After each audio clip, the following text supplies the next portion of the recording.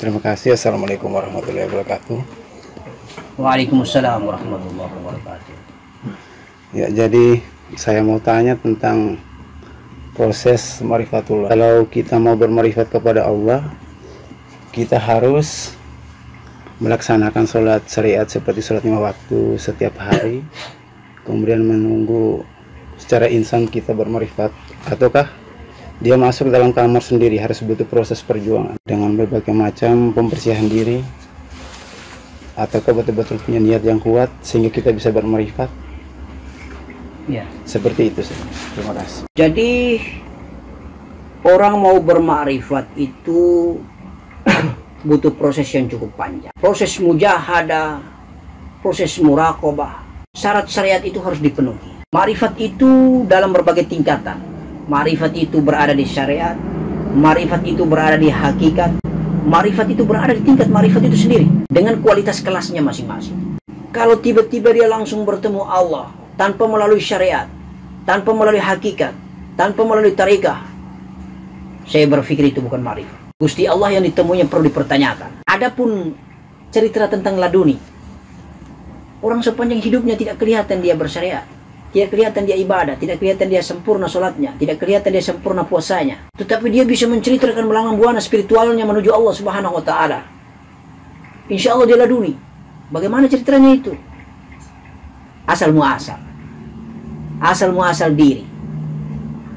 Bisa jadi mani yang ditanamkan oleh kedua orang tuanya berasal dari tulang sulbi yang dimuliakan Allah Subhanahu wa Ta'ala. Melalui hubungan ibadah batin antara bapaknya dengan mamanya dalam keadaan ridhoi Allah Subhanahu wa Ta'ala, bersih dan suci, maka Allah ladunikan dia dengan ilmu yang dahsyat dan luar biasa. Tetapi tidak bisa kita mengangkangi atau kita membelakangi syariat, karena syariat itu juga adalah tareka. Maksudnya syariat dalam konsep kita melaksanakan sholat misalnya 5 waktu itu juga tareka. Mengapa? Karena waktu takbir bisa saja kita bertemu dan bermakrifat kepada Allah. Waktu ruku bisa saja kita bermakrifat kepada Allah. Waktu sujud bisa saja kita bermakrifat kepada Allah. Allah kasih kebesaran macam-macam. Proses yang panjang. Makanya tadi, orang yang minum alkohol kemudian datang beribadah batin dengan istrinya lalu melahirkan anak, belum tentu anak ini besar lalu bermakrifat kepada Allah, belum tentu. Tetapi orang yang beribadah batin dengan istrinya kemudian dia mendoakannya di dalam kandungan, insya Allah Allah akan mengijabahkan doanya, mengabulkan doanya. Anak ini menjadi anak yang saleh dan soleh insya Allah. Ada juga kualitas mani yang betul-betul berasal daripada nur. Ada juga kualitas mani yang berasal daripada ruh insya Allah. Sumber daripada mani-mani ghaibiyah inilah yang akan membuat jasad manusia lahir di muka bumi dalam keadaan laduni Allah Subhanahu wa Ta'ala. Tetapi bagi kita yang lahirnya normal biasa, karena ibadah kepada Allah Subhanahu wa Ta'ala, waktu beribadah dengan istri kita menjadikan kita sebagai anak yang soleh dan soleh, butuh kita mengikuti syariat yang panjang. Harus capek kita dengan Allah. Ibadahnya kita secara syariat betul-betul kita utuh.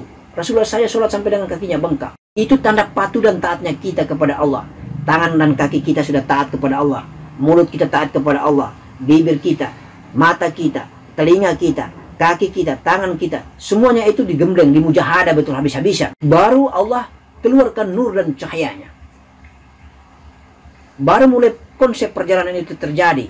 Karena raga ini dibersihkan dengan cara melaksanakan syariat. Membaca Al-Quran tidak pernah lepas. Menghatamkan Al-Quran dengan nazar yang tidak pernah lepas. Melaksanakan puasa, berbagai macam puasa, wajib dan puasa sunnah. Melaksanakan sholat sampai dengan sholat sunnah-sunnah. Sunat tahajud, sunat duha dan sunat berbagai macam dijalankannya. Bertafakur dan bertatatur. Sholat syariatnya jalan, tafakurnya jalan dikala 2/3 malam setelah habis sholat. Jadi butuh proses, karena cara bertemu Allah menurut ajaran Islam yaitu tidak ada cara bertemu Allah dengan cara semedi atau cara meditasi. Itu agama lain punya, bukan Islam. Islam punya cara bertemu Allah, ajaran dengan jalan melaksanakan rukun Islam. Jadi syariat itu penting. Di balik daripada kejayaan syariat itu, pahalanya, sunnahnya, hadiahnya dikasih oleh Allah melalui para malaikat dan waridnya. Insya Allah zikir kita dikasih hadiahnya itulah nur dan cahaya itu terang. Karena saking bersih dan sucinya kita dengan raga kita ketemu Allah terus waktu kita menjalankan syariat itu.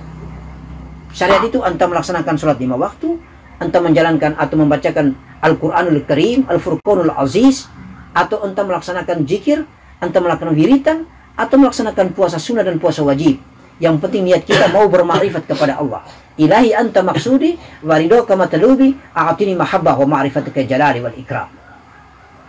Kadang orang membacakan Al-Quran tiba-tiba dia kasaf. Itu juga bertereka. Kadang orang menjalankan puasa dia tidur dalam keadaan naumnya, saumnya, puasanya dia kasaf, diperjalankan spiritualnya menuju Allah Subhanahu wa taala. Karena sementara zikir Allah tidurkan dia, kemudian ruhaninya, spiritualnya jalan bertemu Allah. Karena dia melaksanakan sholat, waktu takbir langsung lihat. Lalu tidak sadar lagi orang menjalankan ruku, menjalankan sujud, dia tidak sadar lagi. Ada yang mati, sakratul maut menjemputnya dalam keadaan dia sujud kepada Allah waktu sholat syariat. Itu semua adalah tahapan-tahapan yang harus kita lalui dalam permujahadah ini, dalam berjihadah ini. Tidak ada ceritanya orang hanya duduk saja, tafakur semedi, kemudian bertemu Allah. Itu bukan ajaran Islam. Tafakur itu adalah tahapan yang tinggi. Sama dengan kelas meditasi, tetapi hanya beda istilah. Dan beda teknis dan tata caranya. Tafakur itu sudah tingkat yang kedua setelah melaksanakan syariat. Melaksanakan sholat mulai dari takbir sampai dengan salam. Tafakur itu berarti berpikir, merenung diri, menghisabah diri, menghitung-hitung diri, menyesali diri, beristighfar sampai menitiskan air mata, lalu berjanji kepada Allah untuk tidak menjalankan lagi perbuatan dosa itu. Itulah tafakur. Kemudian hadiah daripada tafakur itulah Allah kasih perjalanan spiritual. Bermiraj kita kepada Allah Subhanahu wa taala dengan olahan-olahan manajemen zikir yang baik, entah melalui zikir zahir, entah melalui zikir kolbi, atau melalui zikir nafas. Dan tingkatan-tingkatan tidak bisa kita lompat, harus melalui butuh tahapan dari dasar. Engkau harus bersihkan dulu darah, daging, tulang, kulitmu. Engkau harus bersihkan dulu jantung, empedu, limpa hati dan paru-paru. Engkau harus bersihkan dulu dubur dan istinjamu.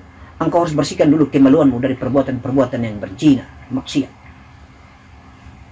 Engkau menjaga 9 pintu jasad, yaitu 2 pandangan mata, 2 pendengaran telinga, 1 lubang mulut, 2 lubang hidung, kemudian lubang dubur dan lubang kemaluan. 9 pintu itu kau harus rawat, kau jaga dia baik-baik, agar terowong pintu itu masuk dengan keadaan yang baik-baik di hadapan Allah, bersih dan suci. Dan itu butuh mujahadah yang panjang, tidak singkat. Kalau semua itu sudah didatangi oleh nurnya Allah Subhanahu wa taala, maka menjadi kasaf penglihatan kita. Maka bebas sudah kita berjalan seperti jalan tol menuju Allah Subhanahu wa taala, menuju negerinya Allah Subhanahu wa taala. Syaratnya cuma itu saja. Maka syariat itu merupakan pondasi, dasar pijak untuk kita jalani. Itulah sesuai dengan keinginan baginda Nabi Muhammad sallallahu alaihi wasallam. Jadi kalau Allah sudah kasih kita kasaf, Allah sudah kasih kita berjalan, bertemu dengan Allah, insya Allah sholat tidak pernah kita lepas lagi. Tafakur tidak pernah kita lepas lagi. Karena kita melaksanakan sholat takbir sampai dengan salam dalam keadaan kita tahu dan kita kenal di mana Allah berada. Panjang jalan cerita ini. Adapun dikarunia Allah perjalanan spiritual itu pun hidayah dari Allah. Bicara begini enak, gampang, tapi amalnya butuh perjuangan yang cukup panjang. Butuh kerendahan hati, butuh kebersihan hati, butuh merendahkan diri, tidak boleh takabur dan sombong. Kita berdialog dengan Allah Subhanahu wa taala. Baru Allah sayangi kita. Karena hanya Allah yang pantas dipuji. Alhamdulillah. Segala puji itu hanya untuk Allah. Kita nih makhluk hamba Allah yang hina dan papa, pantas dicaci, pantas dimaki, pantas dihina. Tidak bisa kita ikuti seperti di Google misalnya, orang langsung bilang, ini cara ajarnya nafas. Masuk keluarnya nafas, nafi isbat. Langsung kau amalkan. Tanpa kau kasih bersih diri dulu. Tidak ada ceritanya Allah mau kasih hidayah buat kau langsung kau bertemu Allah. Tidak ada. Kalau itu terjadi, tidak pakai dengan syariat dulu, maka Allah tidak akan ajarkan baginda Nabi Muhammad dengan cara syariat ini. Kau tidak akan bertemu bernama nurnya Muhammad. Asal kejadian, karena bahan baku ciptaan Allah adalah nurnya Muhammad. Baginda Nabi bersabda itu, ana min nurillahi wal alamina min nuri. Aku berasal dari cahaya Allah dan karena cahayaku ini seluruh alam tercipta. Maka bahan baku ciptaan alam ini adalah nurnya Muhammad. Bagaimana engkau mau bertemu dengan nurnya Muhammad? Bagaimana engkau bertemu dengan pencipta Nur Muhammad yang bernama Allah Subhanahu wa Ta'ala dalam keadaan engkau tidak menjalankan syariat atau sunnah kebiasaan Nabi Muhammad, jasad daripada Nur Muhammad itu sendiri. Apalagi engkau tidak mengakui dia sebagai seorang nabi, maka engkau kafir. Kalau engkau sudah mengakui akidahmu itu bahwa asal dirimu, ciptaan yang lain pun dari nurnya Muhammad, maka engkau harus menjalankan syariat jasadnya. Apa syariat jasad Nabi? Itulah rukun Islam yang diajarkan kepada kita. Urusan hidayah, ilham ilahiyah dari Allah Subhanahu wa Ta'ala itu adalah urusan Allah. Kita punya tugas adalah membersihkan diri dan mensucikan diri, lalu menjalankan syariatnya. Gitu. Setelah kita menjalankan syariat, kita sudah melampaui tafakur, mengamalkan amalia zikrullah, amalia tasawuf, insya Allah tentang kita bisa berjalan menuju spiritual, kita berjalan menuju Allah, itu adalah gawean kebesaran dan kekuasaan Allah Subhanahu wa Ta'ala. Sehingga kemuliaan daripada syariat itu adalah kemuliaan raga dan jasad kita. Raga dan jasad kita kalau sudah dijubahi oleh cahayanya Allah Subhanahu wa Ta'ala, oleh nurnya Muhammad, insya Allah di dalam kubur kita utuh, tidak dimakan tanah, tidak hancur berai, tidak menjadi tengkorak dan dienyami oleh binatang aneh-aneh di dalam kubur. Karena insya Allah dia tidak bau, dia akan menjadi wangi, dihiasi seperti kasturi oleh Allah Subhanahu wa Ta'ala. Karena jasad itu mulia di hadapan Allah. Jasad itu patuh dan taat menjalankan syariatnya. Ruhaninya mulia di hadapan Allah, jasad pun mulia di hadapan Allah. Maka utuh kesempurnaan paripurna antara jasad dan ruh ini terbawa pergi dari alam dunia sampai ke alam barzah. Dia hidup selama-lamanya. Dia akan menjadi wali-wali Allah, kekasih Allah Subhanahu wa Ta'ala yang sangat dekat di sisinya. Pantaslah orang ini meninggal disebut inna lillahi wa inna ilaihi raji'un. Dari Allah kembali ke Allah Subhanahu wa Ta'ala. Maka pertanyaan Retno itulah jawabannya. Syariatnya seperti itu.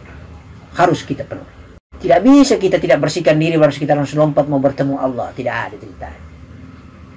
Kalau tidak melalui syariat sunnah, syariat Nabi, kita bukan umatnya Muhammad. Kalau kita umatnya Muhammad, jalani ma'rifat kepada baginda Nabi, ma'rifat kepada Allah, ikuti syariatnya Muhammad. Sunnahnya baginda Nabi Muhammad, itulah syariatnya. Maka sampai meninggal pun, waktu meninggal pun dia titipkan pesan itu. Hanya dua yang dititipkannya. Al-Quran dan sunnah. Al-Quran kitab firman Allah, dan sunnah kebiasaan-kebiasaanku. Jadi kita harus mempraktikkan dan mencontohi kebiasaan baginda Nabi. Minumnya, tidurnya, sholatnya, puasanya, cara beribadah dengan istrinya. Walaupun tidak sempurna karena kita bukan baginda. Kalau raga itu sudah bersih, sudah menjalankan syariatnya dengan bagus, insya Allah masuk lagi tahap berikut tasawuf. Tinggal hanya kasih bersih hati saja. Tinggal kasih bersih napas saja. Tinggal kasih suci napas saja. Karena itulah aspalnya kita, jalan kita menuju Allah. Sederhananya begitu. Mungkin untuk sementara jawabannya itu dulu, insya Allah. Kita usahakan selamat diri dan keluarga. Wa anfusakum wa ahlikum nar. Intinya itu. Selamatkan dulu istri kita, anak kita, sepupu-sepupu kita, ipar-ipar kita, keluarga kita. Baru kita selamatkan lagi dengan tetangga dan yang lain. Karena amanah itu seperti itu.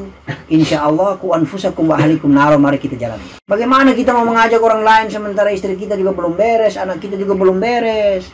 Tidak bisa. Kita tujuan dihidupkan oleh Allah di muka bumi bukan sebagai tukang pendakwah, bukan sebagai ulama, bukan sebagai ustaz, tidak. Itu jabatan, pangkat yang diberikan oleh manusia dunia. Tapi kesadaran kita untuk mengingatkan yang pertama itu adalah hamba Allah yang paling dekat. Orang pertama masuk Islam itu adalah istri baginda Nabi Ummi Khadijah. Maka implementasinya di diri kita adalah bahwa yang pertama kita selamatkan adalah istri kita. Kalau istri kita belum pakai jilbab, kasih ajar dulu istri kita pakai jilbab, baru ajar orang lain. Jangan kau pergi ajak orang lain pakai jilbab, istrimu saja kau tidak pakai jilbab. Istrimu saja pakai celana pendek, menor sana menor sini. Bagaimana kau bisa ajak orang lain sementara kau dakwahi istrimu saja tidak beres? Jadi memang kita datangi pertama itu adalah istri kita, kemudian anak kandung kita, lalu sepupu-sepupu kita. Itu baru watawasau bil haq watawasau bis sabar. Saling menegakkan hak dan menjaga kesabaran. Karena hanya mereka keluarga yang terdekat ini yang akan mendoakan kita dan ijabah oleh Allah Subhanahu wa Ta'ala. Sementara yang lain itu pendukung.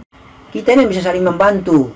Istri kita besok lusa insya Allah barangkali ya dia mengambil suami lagi, tetapi anak kita, maka Rasulullah bersabda hanya anak kandung yang saleh, tidak ada istri yang saleh yang mendoakan hijab oleh Allah. Anak kandung, karena istri itu bisa saja dia nikah lagi. Tapi anak kandung tidak mungkin lepas nasabnya dari kita. Jadi nasihat dengan anak kandung itu penting. Ajari anak kandung itu penting. Ilmu ini jangan sampai kita hanya terima, tetapi anak kandung kita tidak paham. Istri kita tidak paham. Karena kita saling mendoakan tuh. Jangan kita berlaga kayak ulama, anak kita menor sana menor sini. Orang bicara apa nanti?